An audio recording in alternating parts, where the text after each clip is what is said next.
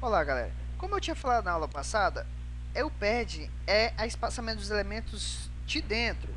Agora a gente vai fazer utilizando o merging, tá? Então vamos salvar uma página aqui chamada merging, certo? Dentro dessa pasta a gente vai dar um Ctrl Shift S e a gente vai pegar aqui a propriedade merging, tá? Vamos dar um index ponto. Vamos salvar esses, dar um update aqui, certo? Então vamos ver lá como é que vai ficar. Vamos colocar assim, vamos abrir margem e tá aí, tá? A gente vai tirar aqui, né, esse margem, esse padding, e a gente vai deixar dessa forma aqui, como tava, ok? O que a gente vai fazer com merging, tá? Merging é quase a mesma coisa do padding, tá? Então a gente vai fazer o seguinte, merging, vamos colocar 10 pixels aqui, vamos ver como é que vai ficar. O merging, ele vai dar um espaçamento de fora, tá? Desse estilo aqui, não vai fazer com que vocês entendam muito a fundo como é que funciona.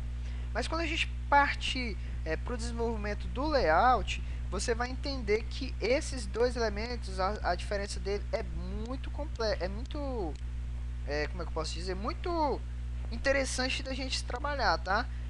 Quando a gente for trabalhar com o site, ok?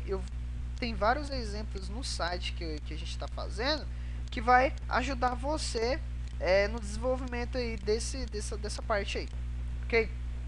Então, a gente criou uma margem. A gente colocou margem de 10 pixels, ok? Mas o que a gente tem que fazer agora? Sendo que a gente tem uma margem de 10 pixels, ele está dando 10 pixels em tudo. Ele está dando 10 pixels para cima, para o lado, para baixo e para o outro lado. Então, a gente vai organizar isso. Eu quero que para cima ele dê 10 pixels, para o lado ele dê 20 pixels, para baixo ele dê 30 pixels e para o outro lado ele dê 40 pixels. Vamos ver como é que vai ficar? Olha aí, ele deu 40 pixels para cá, 10 pixels daqui de cima, ele deu um pixels para cá e deu outro pixels para cá, para baixo, ok? Se eu fizer o seguinte, e se eu fizer assim, margem 0, alto, ele vai procurar uma forma de ficar automático aqui, certo? Quando eu escolho essa opção alto, ele vai ficar sempre no meio, tá? Se eu colocar aqui dentro de uma div chamada div class box, no caso, e eu dizer que a div class brox, ela tem um width de 500 pixels, então ele vai tentar achar um meio de ficar no meio, de ficar no centro, certo? Por exemplo, se eu fizer o seguinte, ó, div.brox,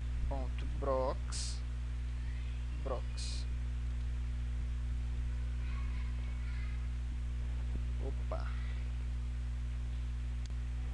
eu colocar aqui margem 0 alto, toda coisa que eu colocar, ele vai tentar colocar no centro, tá? No centro desses 500 pixels, ok? Mas isso a gente vai estar abordando aí quando a gente for estar trabalhando mesmo com a estilização dos sites que a gente vai estar desenvolvendo nesse curso, tá, galera? Então tá. Então o que a gente fez aqui as margens, certo? Também essa margem, ela tem a opção de fazer o seguinte, galera. Ela tem a opção de que a gente utilizar o margem top, o margem bottom, o margem left e o margem right, tá? Ele tem essas opções. Então vamos fazer 30 pixels, 10 pixels, 40 pixels e 50 pixels. Olha aí, ele fez tudo da forma que a gente parecidamente da forma que a gente estava fazendo na parte do nosso querido padding, tá?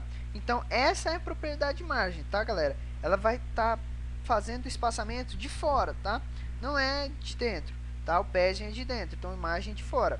Então na próxima aula, galera, a gente vai estar trabalhando com mais uma propriedade básica do CSS, tá? Então eu aguardo vocês na próxima aula.